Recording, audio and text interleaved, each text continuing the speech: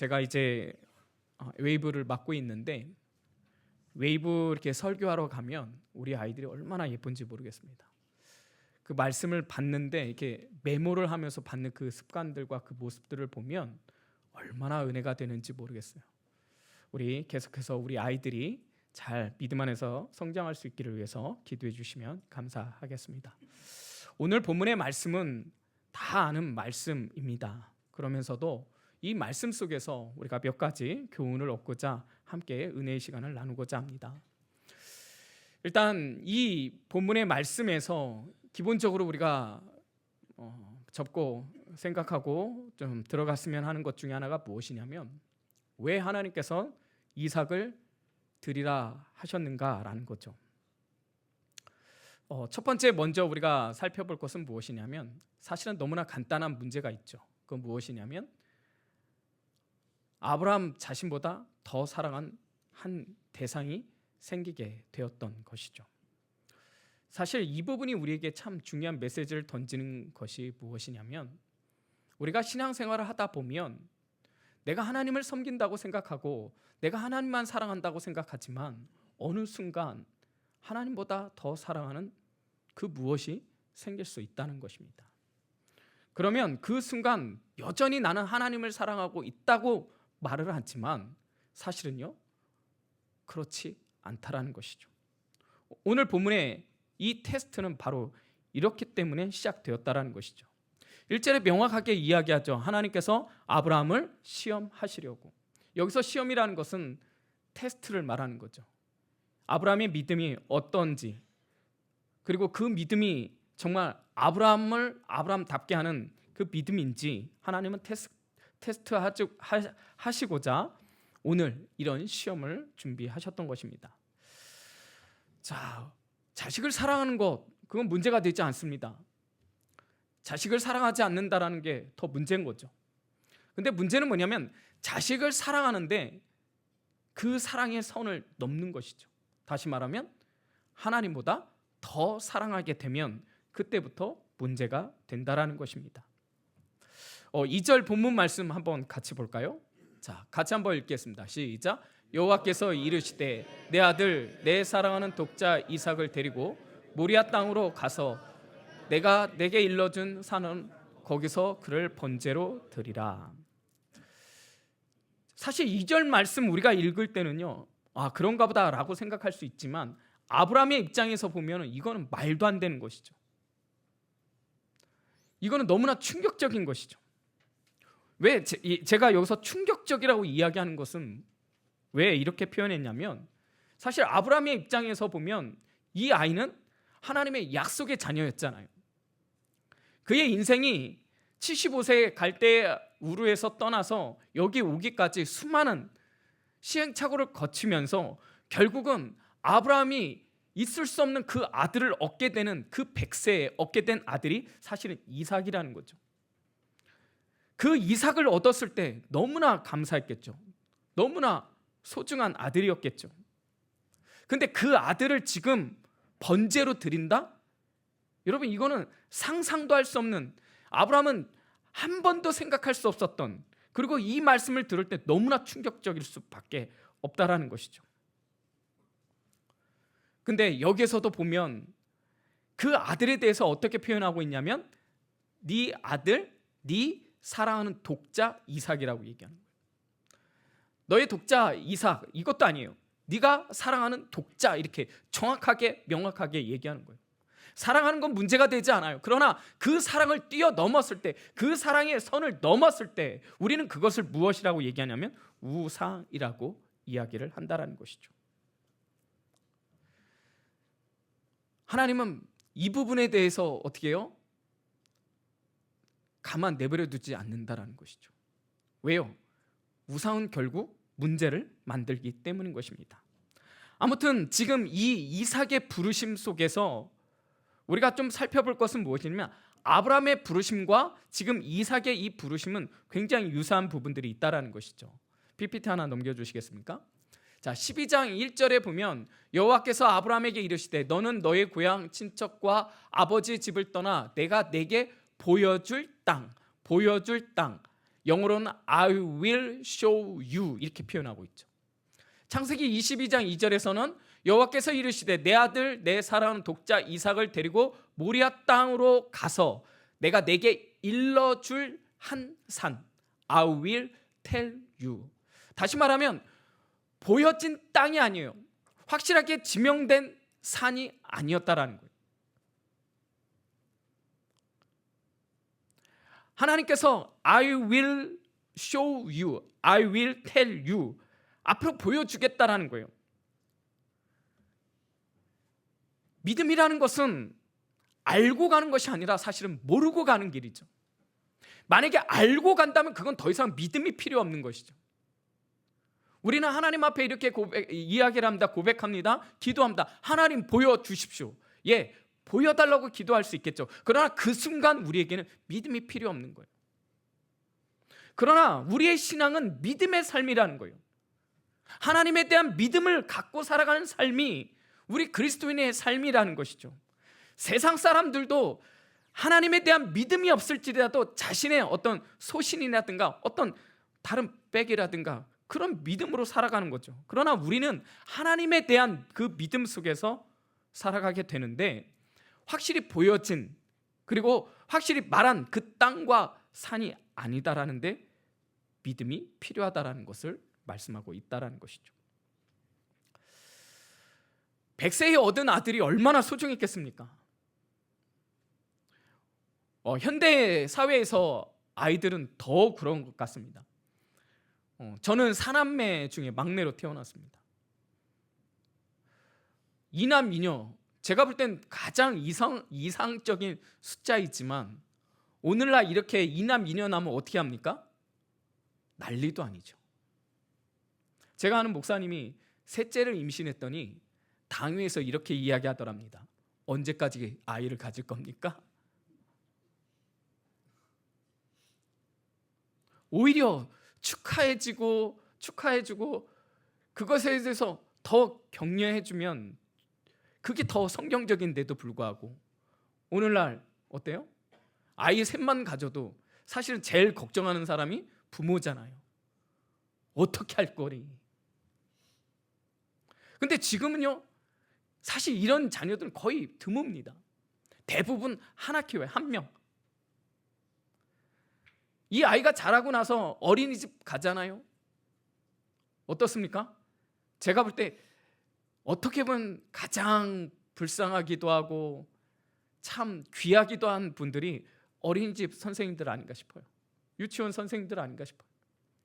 오늘날 아이들끼리 놀다가 어때요?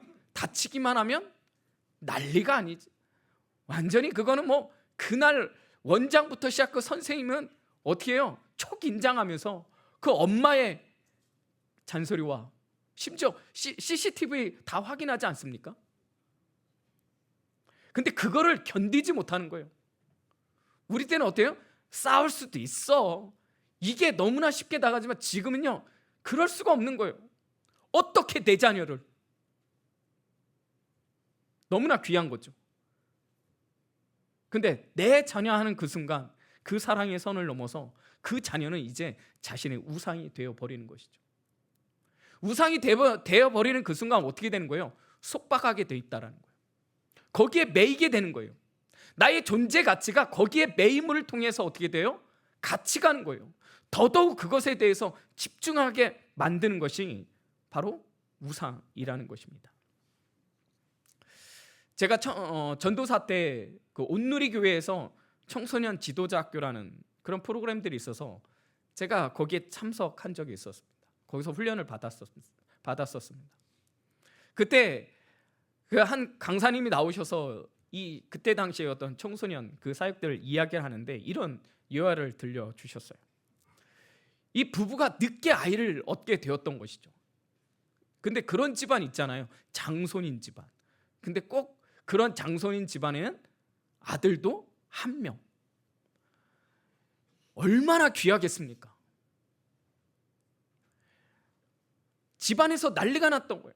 그것도 아들이 딱 태어나니까 모든 집안이 얘한테 쏠리게 되는 거예요. 이 부모님도 마찬가지죠. 그냥 그 아들을 떠받고 사는 거예요.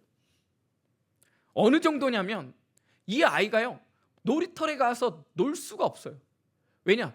놀다가 넘어지면 다칠까 봐. 그래서 어떻게 해요? 집에 모든 놀이감을 다 갖다 놓는 거예요. 이 아이가 이제 커서 학교를 가는데 그 멀지도 않는 학교, 그 등하학교 길을 어떻게 해요? 부모님이 이 아이를 픽업을 다 해주는 거예요. 왜? 가다가 넘어지면 안 되니까. 이 아이가 점점 성장합니까? 성장하다 보면 아이들의 이제 친구들하고 놀지 않습니까? 근데요, 그것도 못 놀게 하는 거예요. 왜? 친구들하고 놀다가 다치면 안 되니까. 이 아이는 그 집안의 기둥이잖아요. 장손이잖아요. 그러니까 이 아이를 어떻게든지 훌륭하게 키우려고 하다 보니까 학원에 조기 교육부터 시작해갖고 이 아이를 학교 공부에 몰두를 시켰던 거죠. 그래서 그 아이가 결국 서울대학교에 들어갔습니다. 난리가 아니죠. 집안에서도, 가족들에서도, 친척들 엄청 축하 난리도 아니었던 거죠.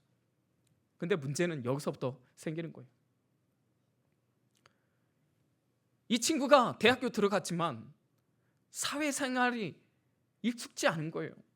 사람과 사람의 관계가 익숙치 않은 거예요. 갈등이 생기는 거예요. 똑같은 그 또래 애들과 상대를 해야 되는데 대화도, 관계도, 여러 가지 모든 것이 잘 안 되는 거예요. 그러니까 이 아이가 견딜 수 없는 그 갈등 속에서 어떻게 됐냐면 매일매일 술 마시게 되는 거예요. 근데 그 정도가 너무나 지나쳐서 거의 폐인이 되는 거예요. 폐인이. 여러분, 서울대 들어가면 뭐합니까? 이 아이가 장성을 했지만 어른의 역할을 못하는 거예요. 거기다가 사춘기까지 와갖고, 대학교 가서 사춘기가 와갖고 부모하고 상대를 안 해요. 그렇게 아이가 한번 무너지니까 어떻게 되는 거예요? 부모들이 다 무너지는 거예요. 걷잡을 수 없이 그 집안이 한 번에 그 아이로 인해서 다 망하게 되는 거예요. 여러분, 이게 바로 우상이에요. 우상이 무서운 게 무엇이냐면 무너지게 한다라는 거예요. 내가 그것을 붙들고 있으면 그것을 위해서 뭔가 노력하면 될 것처럼 그렇게 유혹하지만 결국 그것을 놓쳤을 때, 그것에 대해서 실패했을 때 어떻게 되느냐? 망하게 한다라는 거예요. 그래서 우상이 무서운 것입니다. 계속 본문을 이어져 간다면 4절 이렇게 말씀합니다. 제3일에 아브라함이 눈을 들어 그곳에 멀리 바라본지라. 하나님의 그 명령 속에서 얼마나 갈등이 있었겠습니까? 그럼에도 불구하고 이른 아침에 일어나서 출발을 시작합니다. 그래도 기본 가닥이 있잖아요. 그 기본 믿음이 있잖아요. 이제까지 거쳐온 그 아브라함의 여정 속에서 이제는 예전과 다른 그런 그래도 훌륭한 믿음이 있었던 것이죠. 하나님이 그렇게 만들어 왔던 것이죠. 그래서 일단은 순종하고 걸어왔지만 여러분, 이 길이 3일 길을 걸리는 거예요. 근데 한번 생각해 보세요. 물리적인 그 3일의 시간들, 우리가 볼 때는 그냥 시간일 수밖에 없겠지만, 그러나 아브라함의 입장에선 그 3일은 너무나 괴롭고 고뇌의 시간들 아니었겠습니까? 근데요, 이 갈등의 시간, 혼란의 시간, 이것이 단순히 그 사람에게 고통만 주어지는 것이 아니라, 여러분, 이 3일의 시간이 또 어떤 의미가 있냐면 하나님과의 관계 속에서 하나님 앞에 승복하는 시간들이 필요하다는 거예요. 이것은 무엇을 말하냐? 하나님과 사람 사이에 인격적인 관계 속에서 맺어지는 시간이라는 거예요.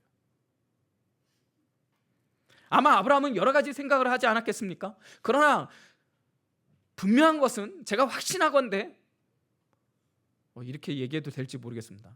제가 나중에 아브라함을 만나면 다시 한번 물어보겠습니다. 근데 제가 볼 때 확신한 건 뭐냐면 하나님 앞에 원망하지는 않았을 것 같아요. 하나님 앞에 분노하지는 않았을 것 같아요. 하나님 앞에 따지고 싶은 마음 들지 않았을 것 같습니다. 왜요? 자기가 만난 그 하나님, 자신이 경험했던 그 하나님은 그런 하나님이 아니라고 믿고 있기 때문인 거죠. 그러나 적어도 그런 갈등을 했었을 것입니다. 왜 하나님이 이런 명령을 내리셨을까? 왜 백세에 주셨던 그 아들, 그것도 내가 원해서가 아니라 약속으로 이루어진, 약속으로 성취된 그 아들을 주셨는데, 그것도 인간의 방법이 아닌 하나님의 은혜로 주신 그 자녀를 왜 하나님은 번제로 드리라 말씀하셨을까? 그 고민 속에서 3일을 걷는 것이죠.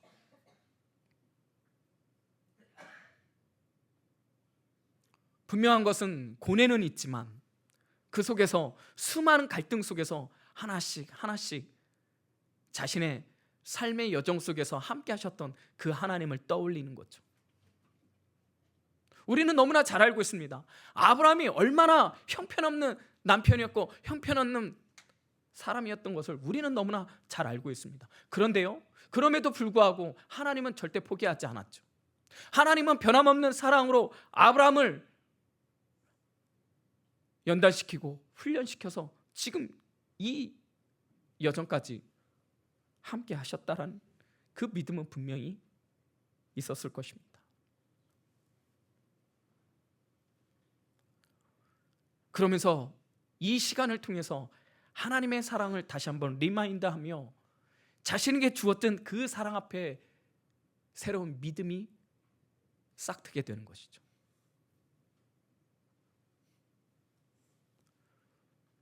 이 과정 속에서 중요한 건 뭐냐면, 이 과정 속에서요, 하나님을 만나는 과정이 없으면 어떻게 되냐? 그 순간 무너지게 된다라는 거예요. 이런 명령이 떨어졌을 때 원망과 불평이 터지게 돼 있는 거예요. 어떻게 이럴 수가 있냐고. 내가 그렇게 기도했는데 왜 기도가 응답되지 않느냐고. 내가 얼마나 노력했는데, 내가 얼마나 간절히 원했는데 그 기도가 응답되지 않았을 때 하나님을 향해서 분노하는 것이죠.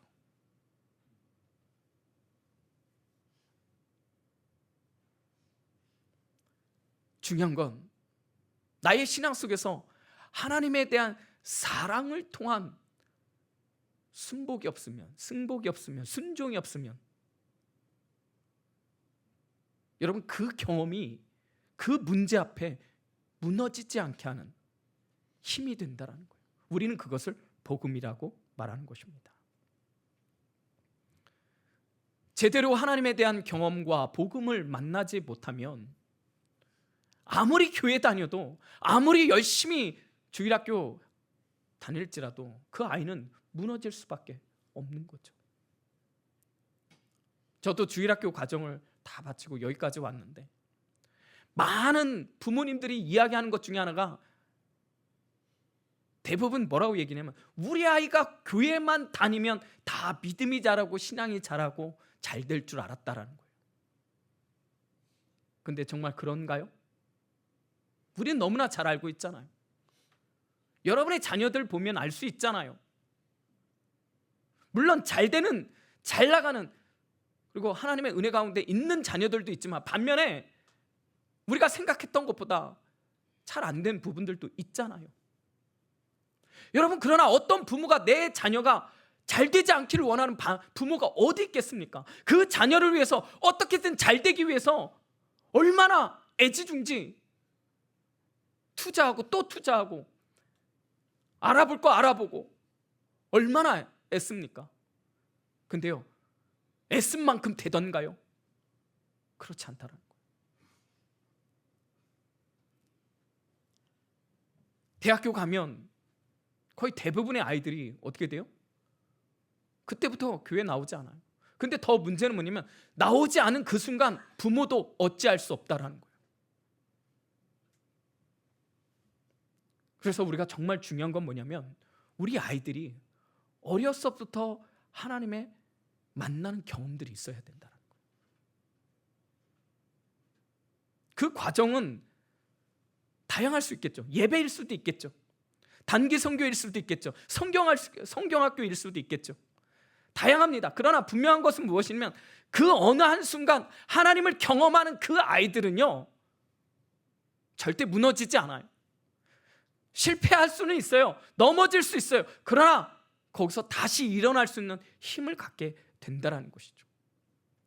아브라함 역시 그 경험을 했기 때문에 그 하나님이 자신의 입장에서 보면 너무나 말도 안 되는 그 명령 속에 지금 순종하며 가고 있지만, 그러나 그 3일 속에서, 그 믿음의 과정 속에서, 갈등 속에서 그는 결론을 내리죠. 어떤 결론입니까? 하나님은 부활의 하나님이라는 것을. 히브리서 11장 19절 말씀입니다. 같이 한번 읽겠습니다. 시작.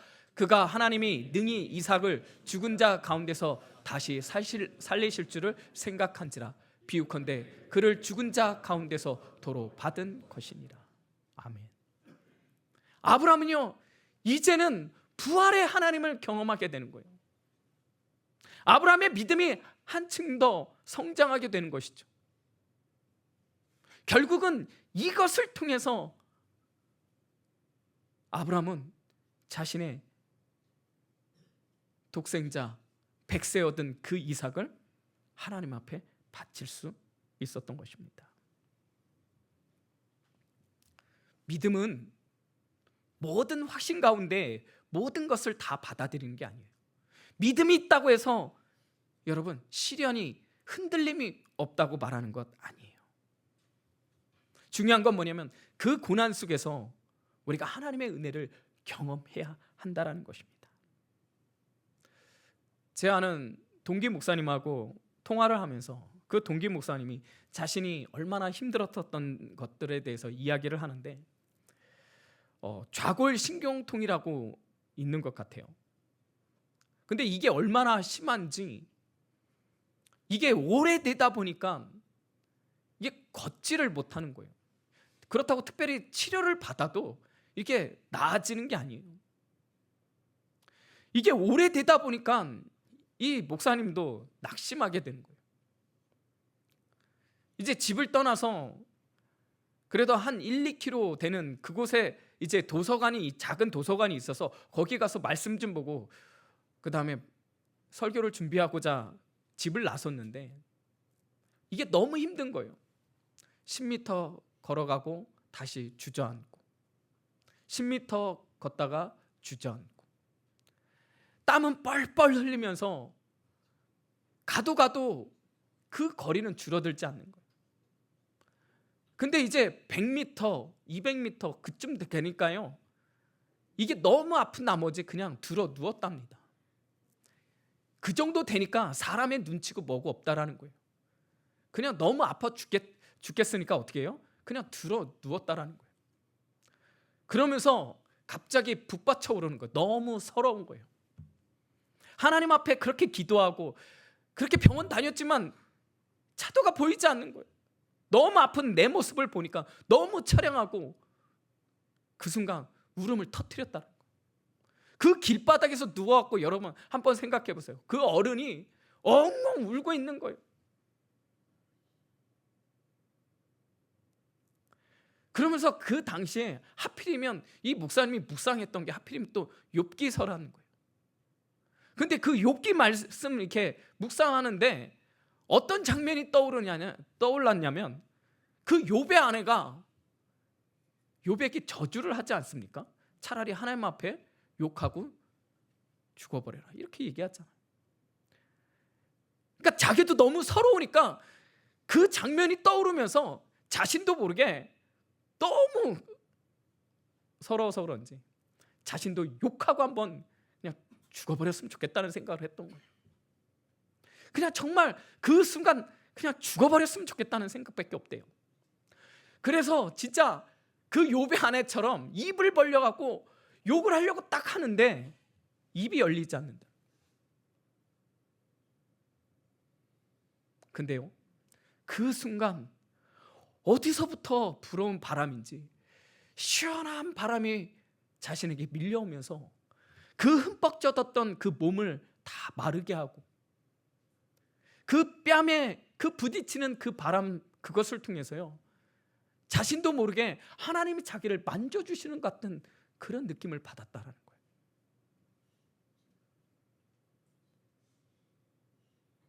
그러면서 이 목사님이 다시 한번 하나님 앞에 회개의 눈물을 펑펑 울는 거예요.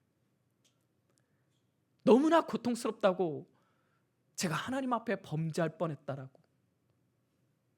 그런 이 죄인 중에 죄인인 자신을, 하나님을 저주하려고 했던 그 자신을, 그럼에도 불구하고 시원한 바람으로 자신을 위로하는 그 하나님의 그 사랑을 느끼면서 그는 다시 한번 그 사랑 앞에 무너지며 하나님 앞에 펑펑 울었다라는 이야기였습니다. 충분히 공감 가지 않습니까? 충분히 이해가 되지 않습니까? 우리가 살다 보면 내 뜻대로 되지 않아요. 내가 원하는 대로 되지 않아요. 억울할 때가 있어요. 그러나 사랑하는 여러분, 그럴 때 중요한 것은 뭐냐면 나를 사랑했던 그 하나님을 다시 한번 생각하며 그 사랑의 하나님 앞에 자복하시는 저와 여러분이 되시기를 주님의 이름으로 축복합니다. 아브라함이 부활에 대한 믿음을 갖게 되는 그 순간 이삭이 이렇게 묻습니다. 아버지, 불과 나무는 있는데 번제할 양은 어디에 있습니까? 아브라함은 이야기합니다. 하나님께서 자기를 위하여 친히 준비하시리라. 이것은 그냥 넋두리가 아닌 것이죠. 그냥 빈말이 아닌 것이죠. 확신 속에서, 그 믿음 속에서의 고백입니다. 우리는 잘 알고 있는 여호와 이레가 거기에서 나왔던 것이죠. 그래서 그는 그 아들을 이제 죽이려고 합니다. 근데 하나님이 급하게 사자를 통해서 말리시죠. 아브라함아, 아브라함아, 스탑! 더 이상 손 대지 말라고 얘기하죠. 그리고 하나님이 이렇게 합니다. 이제야 네가 나를 경외하는 줄 이제 알았다. 그전에는 몰랐을까요? 알았다라는 것이죠. 알고 있었죠. 여기서 말하는 고백은 테스트 통과했다라는 것이죠. 하나님이 얼마나 흡족해 하셨겠습니까? 그런데요, 오늘 제가 이제 나누고자 하는 것은 이것뿐만 아니라 바로 그 다음이 중요하다는 거예요. 여러분, 만약에 테스트로 끝났다면요, 죽이려는 그 순간 어떻게 해요? 멈춤으로 끝나면 돼요. 그냥 이삭 데리고 가면 돼요. 근데요, 13절이 왜 이 테스트를 줬는지에 대한 암시가 나오죠. 자, 13절 말씀 우리 같이 한번 읽어볼까요? 시작. 아브라함이 눈을 들어 살펴본즉 한 순양이 뒤에 있는데 뿔이 수풀에 걸려 있는지라. 아브라함이 가서 그 순양을 가져다가 아들을 대신하여 번제로 드렸더라. 여러분, 왜 하필이면 거기에 순양이 있었을까요? 그냥 단순한 테스트였다면 그 아들을 죽이는 그 순간 스탑! 알았어, 됐어 이제 내려가 라고 해도 되는 거예요. 근데 거기에 순양이 걸린 것을 보게 하시고 그 순양을 잡아서 번제로 드리게 하는 거예요. 왜요? 이것을 통해서 하나님이 한 인간을 통해서 우리에게 구원을 베푸실 그 구속사를 보여주고자 하는 예표였다라는 것입니다. 여기에 숨겨진 비밀이 있었던 것이죠. 제가 이 말씀을 묵상하면서요, AI한테 이 본문에 대한 내용을 설명해주고, 그리고 제가 나름 이렇게 설명하면서 그림을, 성화를 하나 그려달라고 해서 제가 AI를 통해서 한번 그려봤어요. 보여주시겠습니까? 여러분, 이게 이해가 되십니까? 아브라함과 이삭이 지금 어디를 향해서 가고 있죠? 모리아산을 가고 있죠. 근데 여러분, 그거 아십니까? 왜 모리아산이어야 될까요? 자, 그림 계속 띄워주세요. 여러분, 다른 산은 안 될까요? 예, 다른 산은 안 됩니다. 반드시 이 산으로 가야 됩니다. 왜요? 여기에 왕정시대에 무엇이 생기죠? 무엇을 세우죠? 솔로몬 성전이 세워지게 됩니다. 그 솔로몬 성전은 어디에 있는 것이죠? 예루살렘이죠. 그 예루살렘에서 누가 죽으셨죠? 바로 십자가를 지고 가셨던 그 예수 그리스도. 사실은 지금 아브라함과 이삭이 모리아 산을 가고 있지만 그 뒤를 쫓아가고 있었던 한 분이 있었죠. 그분이 누구입니까? 우리를 위해서 십자가에 돌아가실 예수 그리스도. 여러분, 이것이 우연이라고 말할 수 있을까요? 아닙니다. 하나님의 작정입니다. 하나님의 계획입니다. 하나님의 섭리입니다. 이 부분에 대해서 성경이 명확하게 말씀하고 있는 것이 있어요. 이번은 PPT가 없습니다. 성경책을 피셔야 됩니다. 왜? 너무나 중요하기 때문에. 자, 창세기 15장 5절 말씀입니다. 항상 성경책은 갖고 계시면 좋겠습니다. 자, 15장 5절 말씀 같이 한번 읽어볼까요? 자, 시작. 그를 이끌고 밖으로 나가 이르시되 하늘을 우러러 무뼈를 셀 수 있나 보라. 또 그에게 이르시되 내 자손이 이와 같으리라. 여러분, 오늘 본문 말씀을 한번 살펴보십시오. 지금 하나님이 아브라함을 밖으로 이끌고 가시는 거예요. 그리고 그 수많은 별들을 바라보며 이렇게 얘기하는 거예요. 무뼈를 셀 수 있나 보라. 이 수많은 별들을 셀 수 있는지 한번 보라. 셀 수 없죠. 어떻게 셀 수 있습니까? 그러면서 이렇게 얘기하는 거예요. 내 자손이 이와 같으리라. 여러분, 근데 여기서 문제가 뭐예요? 내 자손들이 아니라는 거예요. 여러분, 단수로 기록되어 있다는 거예요. 단수로.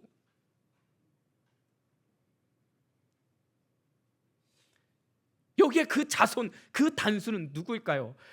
사도 바울이 명확하게 이야기합니다. 자, 갈라디아서 한 군데만 더 볼게요. 갈라디아서 3장 16절 말씀입니다. 자, 제가 갖고 있는 성경으로는 305페이지, 6페이지 이렇게 될 것 같습니다. 자, 갈라디아서 3장 16절. 자, 같이 한번 읽겠습니다. 시작. 이 약속들은 아브라함과 그 자손에게 말씀하신 것인데 여럿을 가르쳐 그 자손이들이라 하지 아니하시고 오직 한 사람을 가르쳐 내 자손이라 하셨으니 곧 그리스도라. 우리가 아까 좀 창세기 15장 16절에 15절에 살펴보았던 내 자손, 그 단수를 기록한 건 이 사도 바울이 명확하게 집어내는 것이죠. 그 자손들이라 하지 아니하시고 오직 한 사람을 가리켜 내 자손이라 하셨으니 그가 누구라고요? 그리스도. 다시 말하면 창세기에 있는 아브라함과 이삭 속에서 이삭은 마땅히 죽어야 될, 하나님 앞에 번제로 드려져야 될 한 사람이었지만 순양을 통해서 그는 살려두고, 그 순양은 누구였습니까? 바로 아브라함과 이삭을 통해서 한 사람이 오는데 그가 우리 인류의 구원을 위해서 메시아로 온 예수 그리스도. 그가 이 땅에 우리의 죄를 위해서 오신다는, 우리가 말하는 예수 그리스도, 그분이라고 말씀하고 있는 것입니다. 그런데요, 지금 오늘 본문에선 하나님께서 이삭은 살려두잖아요. 이삭을 대신해서 순양을 번제로 드리게 하잖아요. 근데 여러분, 그거 아십니까? 십자가에 계셨던 그 성자 하나님의 그 십자가 골고다 언덕에서 하나님은 그 십자가를 지신 자신의 독생자 예수 그리스도를 오히려 외면하고 있다는 거예요.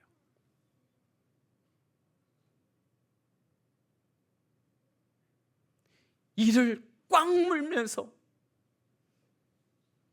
눈물을 참으면서 어쩔 수 없이 외면하는 아버지의 마음.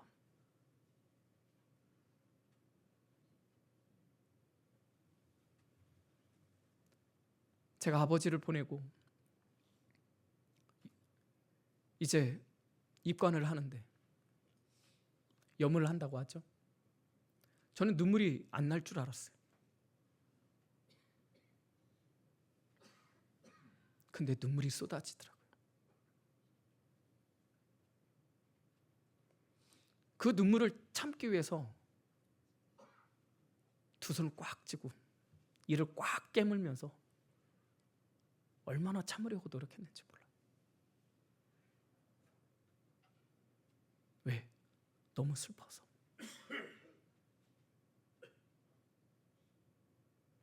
지금 성부 하나님은 십자가에 처절하게 피 흘리며 돌아가는 그 순간, 그는 입을 꽉 깨물면서 외면할 수밖에 없는, 이삭은 양을 대체할 수 있었지만 지금 죽어가고 있는 자신의 아들 독생자 예수 그리스도를 외면할 수밖에 없는, 아니 다른 누군가를 대신할 수 없었기에, 엄밀히 말하면 나를 살리기 위해서, 우리를 살리기 위해서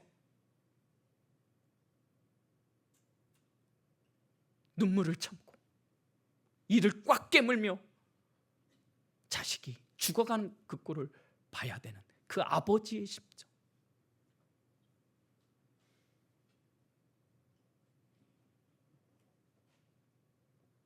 여러분, 자식이 아플 때 그 가슴이 무너지는, 그 가슴이 메어지는 그 마음 우리는 알잖아요.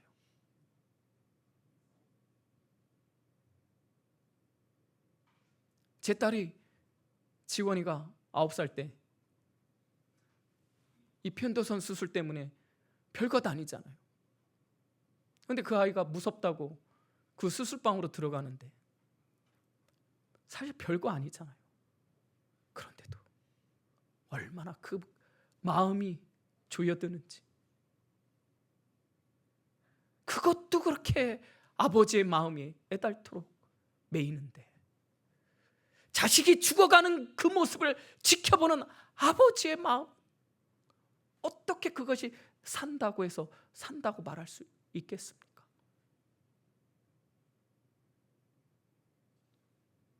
그 십자가에서 사실은 그거 아십니까? 예수 그리스도만 내어드리는 것이 아니라 나보다 더 사랑하는 자식을 바라보는 아버지를 같이 내어드리는 그 순간이었다라는 것입니다. 우리 이렇게 얘기하잖아요. 차라리 내가 죽었으면, 차라리 내가 아팠으면. 바로 그것입니다. 내 자식이 죽어가고 있지만 사실은 나도 죽어가고 있는 것이죠. 그래서 로마서 8장 32절은 이렇게 고백합니다. 같이 한번 읽겠습니다. 시작. 자기 아들을 아끼지 아니하시고 우리 모든 사람을 위하여 내주신 이가 어찌 그 아들과 함께 모든 것을 우리에게 주시지 아니하겠느냐. 자기 아들을 아끼지 아니하시고 우리 모든 사람에게 위하여 내주신 하나님 아버지, 그 하나님은 여러분을 변함없는 사랑으로 사랑해 주신 줄 여러분 믿으시기를 주님의 이름으로 축복합니다. 제가 수요일에도 말씀을 나눴지만 복음은 내가 생각하는 것보다 내가 더 죄인이라는 사실과 하나님이 나를 사랑하는 것보다 더 많이 사랑한다는 것을 깨닫는 것입니다.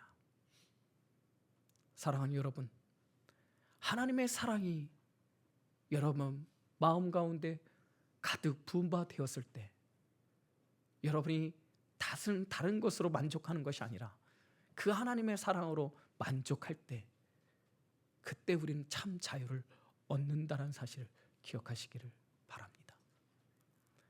특히 우리 자녀들을 볼 때 그 자녀를 위해서 내가 무엇인가 사랑을 쏟을 필요가 있겠죠.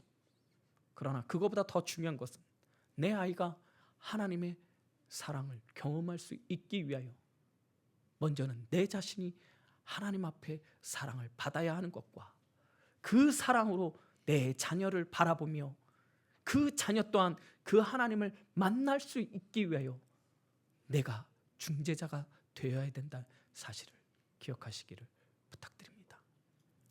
내 아이를 하나님 앞에 내어드렸을 때